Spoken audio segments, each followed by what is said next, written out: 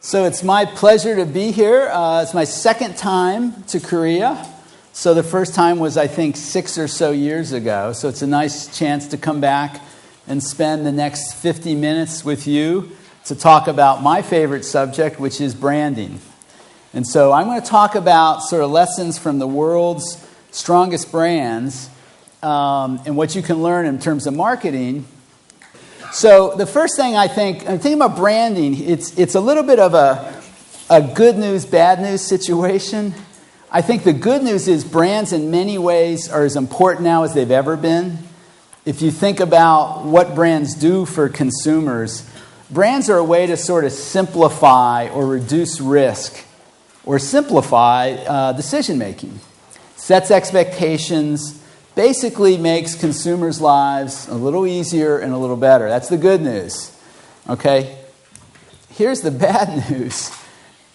Marketing environments changed a lot. And it's interesting looking back 10 years ago or 15 years ago or 20 years ago, you realize a lot of things are different, that consumers and customers know a lot more about companies, in part because of the internet. There's so much more competition globally or with store brands, private labels in a lot of countries, Europe especially, very, very big. Traditional media like television doesn't work as well as it once did for different reasons, and you've got all these new ways to communicate with the internet and other forms of word of mouth and buzz marketing and experiential marketing, new concepts and new tools. So it's gotten a lot more complex. And I think because of that, it's really important to develop tools to help marketers make good decisions. And that's what I want to share with you in our time. And I define brand equity as customer-based brand equity because the focus is always on your customer. Whether that's a consumer or a company or a retailer, that's your customer. And customer-based brand equity is defined as the differential effect that knowledge about a brand has on consumer or customer response to the marketing of that brand. And there are three keys to that definition. One is branding is all about differences. Fundamentally, you don't want to be a commodity. You want to create differences in the minds of your customers. Two, what creates those differences is knowledge. And by knowledge, I don't mean facts. I mean everything that ends up in the minds of customers. Thoughts, feelings, images, beliefs, perceptions, attitudes, everything that gets linked to a brand. And then that in turn changes how customer responds to marketing, the price they're willing to pay, how products seem to perform or services. So it fundamentally changes the way they respond. What they know changes their response. Now, and this is the good news about branding, and this is why companies care about branding, and why organizations care about branding, and why even countries care about branding, is there's so many benefits if you build a strong brand. If you're a Samsung or an LG or Hyundai or any of the strong Korean brands or any of the strong American brands or European brands, there are a lot of benefits. And 1 and 2 on my slide are really two of the key ones. You get more loyal customers who are going to stay with you over time and are willing to pay more money for your product and your service, and also are going to be more responsive to any price changes. And those two factors are really the name of the game in branding. The fact that a strong brand commands a premium across a group of customers is critical because that's what drives profitability. And that long term allows you to be successful. It's not the whole story because if you know in marketing we talk about push and pull. Push is all the activities to the intermediaries, your retailers. Pull is when you do marketing directed to your end consumer. Both of those go better the stronger your brand is. Your ads are more memorable. Your promotions create a stronger incentive. An example I like to use is think of Nike. So Nike, 25 years ago or so, maybe 30, they basically sold tennis shoes, basketball shoes, and running shoes, mostly North America, United States, and mostly sort of young males. That would go to 2008. They're selling clothing, equipment, and shoes in all kinds of sports categories. They were able to do that because they had a strong brand that stood for certain things. And I'll talk about that in a second. So I think of any marketing activity not as an expense, but as an investment. An investment in what people learn, think, feel, etc. Maybe a bad investment if it's not good marketing, if it's not a good product and good advertising and good distribution, but it's an investment. And what you're doing is you're adding value. We're back to the very first slide. A brand is a promise. A brand sets expectations. So, but once you've done that, this is the bridge part. It helps you understand where you can go and where you can't go. Because a strong brand is a promise. I've added value to my brand, to my products, through what people know about me, but now they expect certain things. So here's what I want to do. I want to walk you through 8 priorities that I think are really important in brand management. So the first, I think, to me, sort of, to be really excellent at branding, to build a strong brand, one of the key things is you start with, you've got to have a vision and you've got to have a passion in your organization about your brand. It has to be trying to understand what it is that you can do to make your consumers' lives better, that you're going to enjoy as a company and your employees are going to enjoy, and therefore you're able to do great things. And one of my best examples is Nike. So going back to Nike. Nike has a very, very clear mission. It's on their website. They've talked about it for years. And that's basically to bring inspiration and innovation to every athlete in the world. Okay? And here is the good news for all of us. If you have a body, you're an athlete. Okay? So if you weren't sure, now you know. Okay? You are an athlete. And that actually is very important for Nike. Because what Nike says is, we are not just trying to help out the world's best athletes. We are actually trying to help out a lot of other people too who are much more casual about sports. A brand mantra is a 3 to 5 word expression that captures the essence of a brand. It is really helpful and really critical. A good brand mantra is invaluable internally in the organization to make sure everybody understands what the brand is all about. So for Nike, it's 3 words, and this was since 1987. Authentic, athletic, performance. That's been their mantra. Now that mantra has been helpful because it's guided them in that everything they do, they always say, how is this shirt, this new running shirt, live up to the promise of authentic athletic performance? The second, I think, key to excellence is to be really well positioned. And positioning is one of the oldest concepts in branding and in marketing, but it's one of the most important ones. It's basically, how is your brand located in the minds of your customers with respect to competitors? In branding, positioning for years, they talked about being unique. What is it about your brand that is different from competitors? I think that's critical. I think it's very important, but it's not the whole story. So I call those unique, I call them points of difference. You have to have them. And I call those points of parity.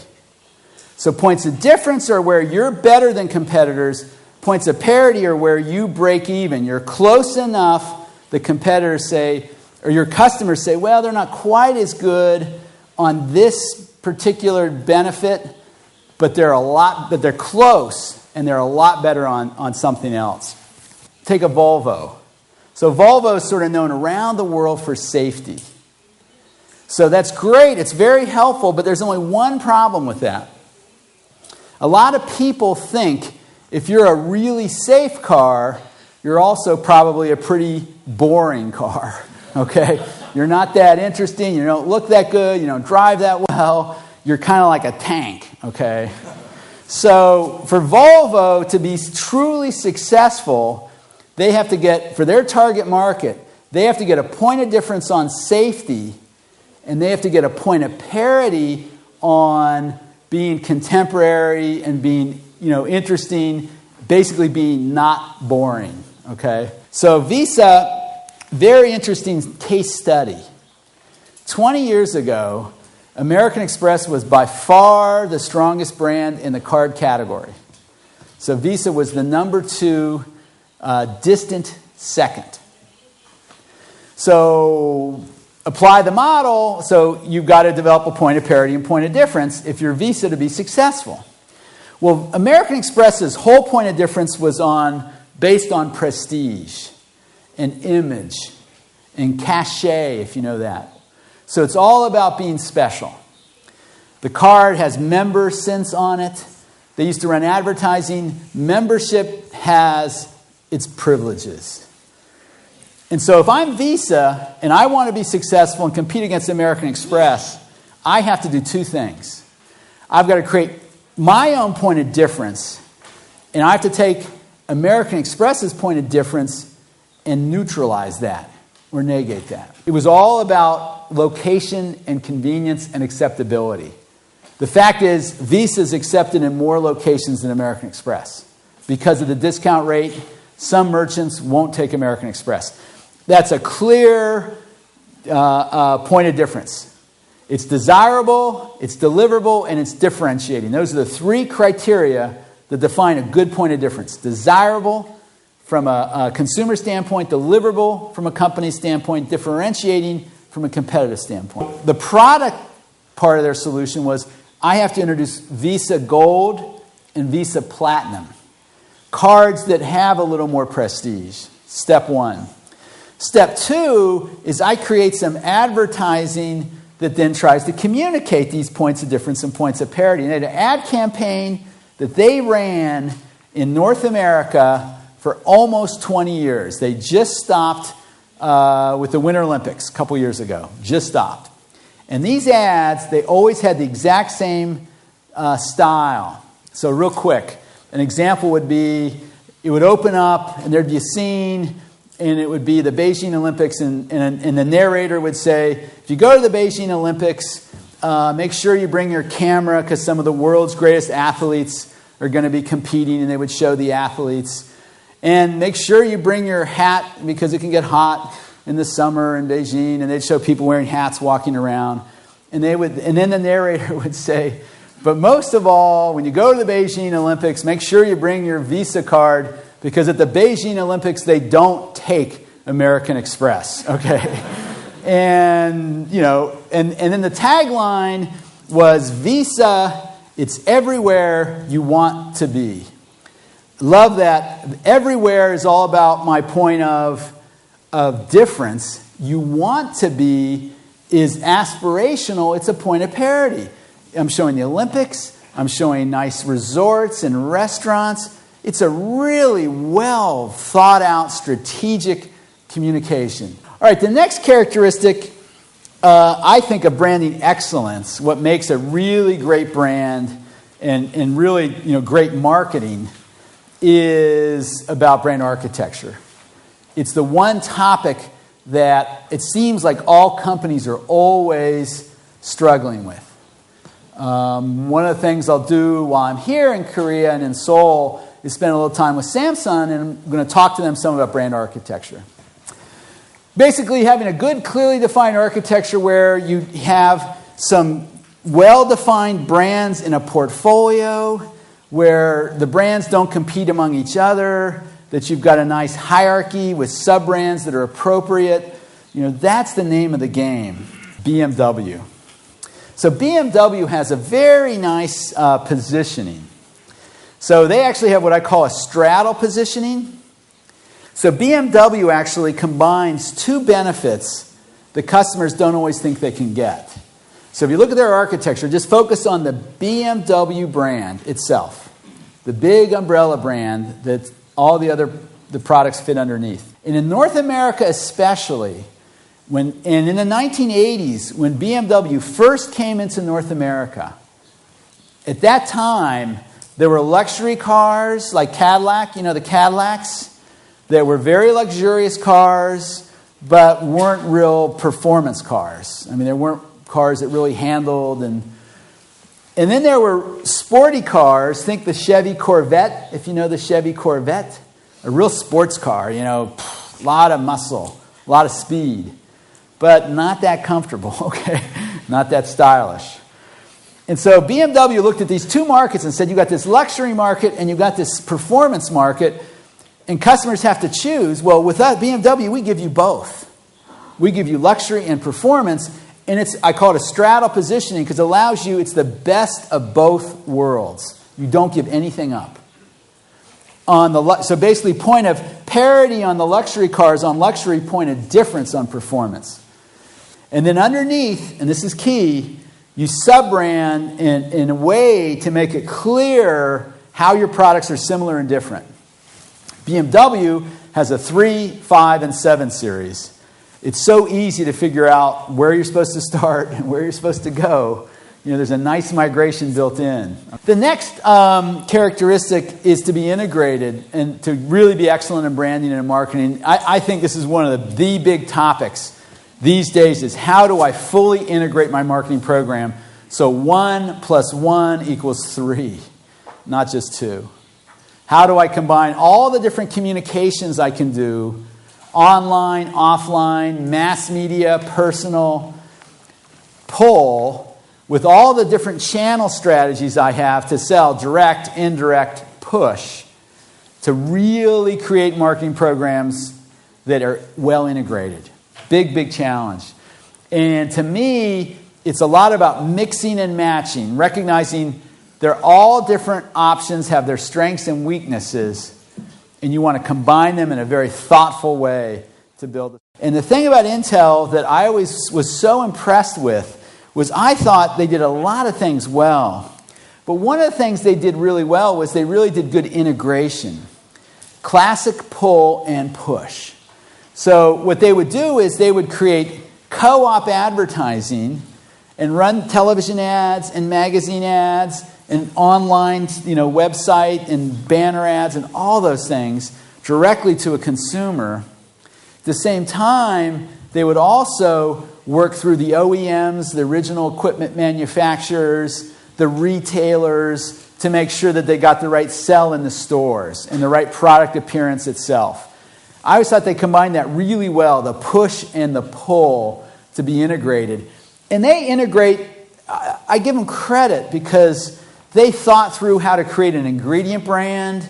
They created a logo. They even have a jingle, the dun-dun-dun-dun jingle they use at the end of ads. I mean, they're so smart about how they brand themselves.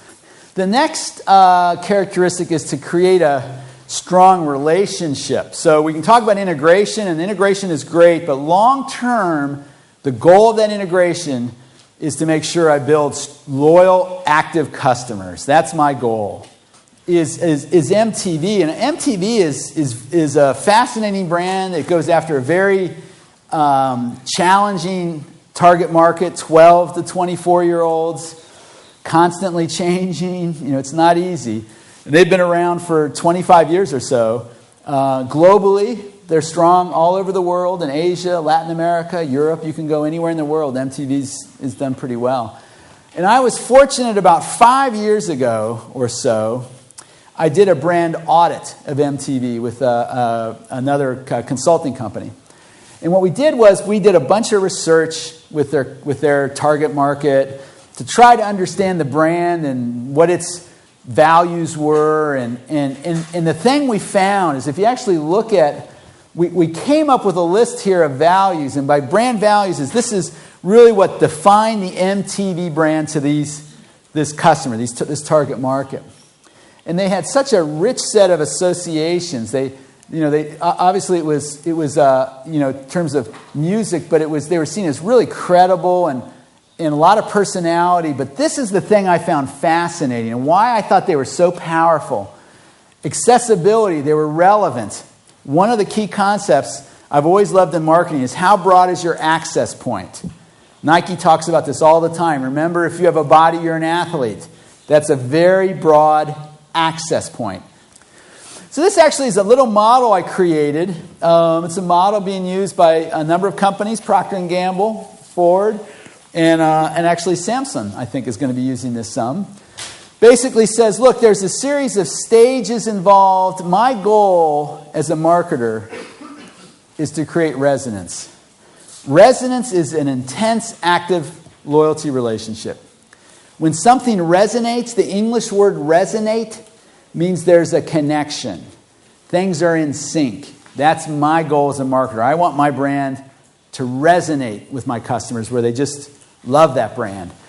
But what I argue in this model, I won't go through the whole model, but I argue there's a series of steps or building blocks you have to create to get to resonance. The resonance is at the top of the pyramid. That's your ultimate goal.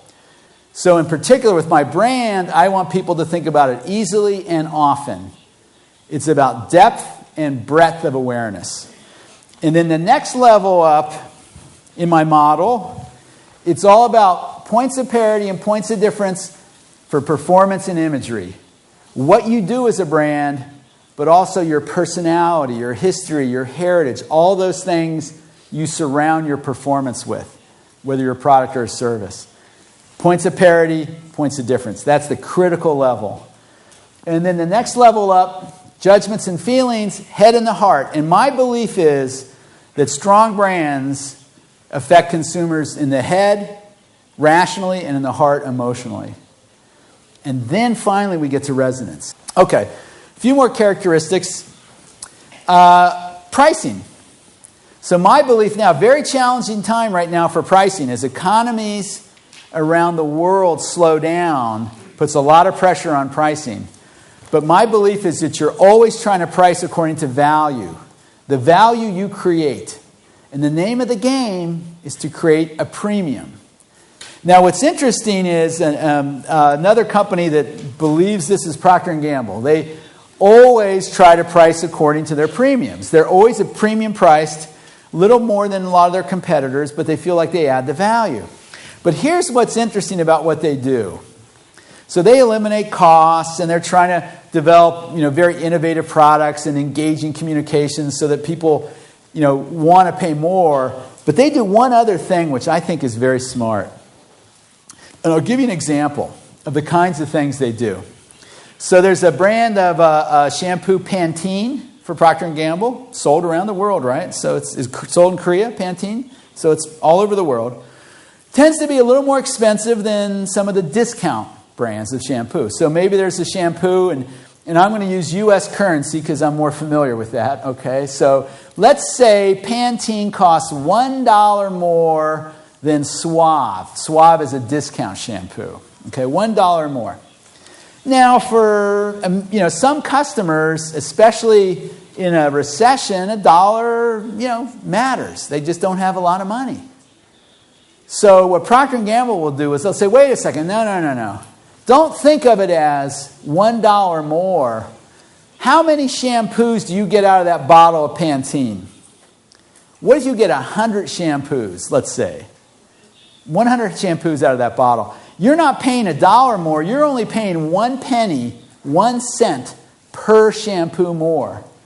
Isn't it worth 1 cent to get a better shampoo so your hair looks more beautiful? So that's their thinking. So the idea is to frame it in a way so that people see the value. You don't want to focus just on price. You want them to see value. And then you can premium then comes into play. All right, so here are my 8 keys I think are really, really important. And when I work with companies, I ask them to rate themselves or grade themselves, how well they do on each of these 8. And I tell them that nobody excels in all 8. As good as Nike is, and they're my favorite marketing company, I can't give them top marks in all 8 of these. So you're always trying to do the best job you can. And the key is, how can I get better? How can I do a better job making sure I've got a customer-centric vision and passion, superior competitive positioning, brand architecture, fully integrated marketing program, brand relationships, pricing strategies, and having relevant innovation and well-managed brand growth. So let me wrap up, and we'll have a chance for a couple questions maybe. Last slide. So winning businesses, to me, in the 21st century are all about those who are going to be able to build, measure, and manage brand equity. I really believe that. It's a key part of any organization, no matter large, small, any kind. To me, brand excellence requires an organization-wide commitment to really collectively develop these concepts. So it's not just the marketing department. Everyone has to be playing the right role. And my belief is these 8 priorities, I think, can be helpful going forward for companies. With that, let me say thank you for coming. Thank you very much. And we have time for questions here. Thank you.